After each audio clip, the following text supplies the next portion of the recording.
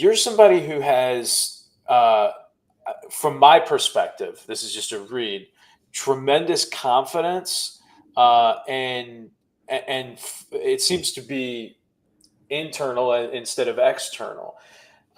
When you were going through the early stages where you were doing something that was maybe atypical to what your community would expect, something more creative versus the STEM stuff, like you mentioned, you first had to kind of rebuke what was typical or expected of you then, and then you had success, found your way into a space, and then decided you wanted to do an MBA or an MBA, and you said, "I knew that I wanted to do more."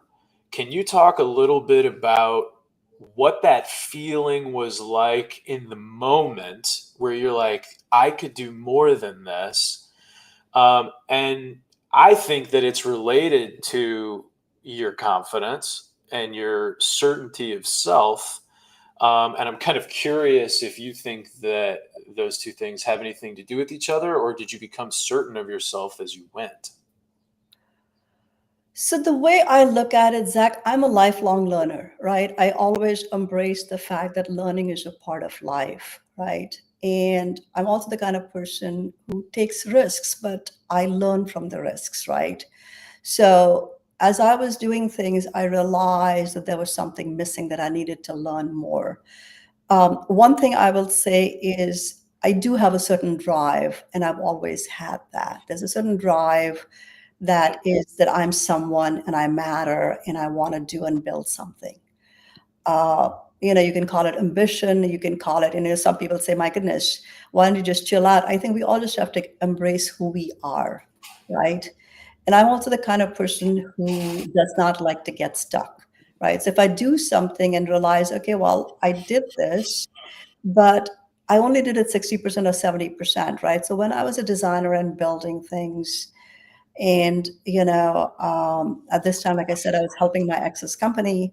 I realized that a lot of things I didn't know, right? There were a lot of things happening in the macro world that made me realize that, listen, there is more information and knowledge out there than I know, right? And what I wanted to do is I wanted to go get that from people who could actually teach me that.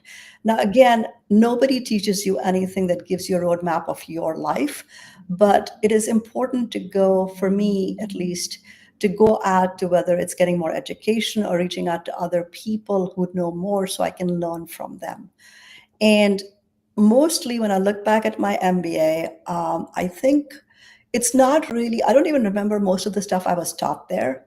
I think the two things I got, which one was a network, right? So like-minded people trying to do similar things, and we support each other. And I ended up going to USC, and there's actually a very good network of people. People support each other, and um, honestly, a lot of what you do in life is who you know versus what you know, right? And the ability that you support people and they support you is really helpful. The other thing I found helpful is in the business world to really kind of understand the lingo, right? What is the language that people are talking? And how do I talk in that language so people can understand?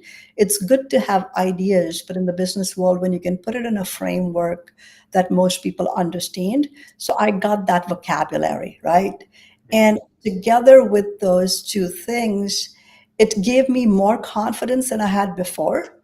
I will be honest that I do tend to have a certain level of drive and a certain level of confidence, but it has been a process to consistently build that. And I think that also comes from the ability to put myself in situations that scare me. Um, a long time ago, a friend of mine said to me, fearless doesn't mean you become fearless. You just fear less. So, you've got to go into a situation with fear in your belly, but you've got to put yourself out there, because 9 out of 10 times, even failure will teach you something.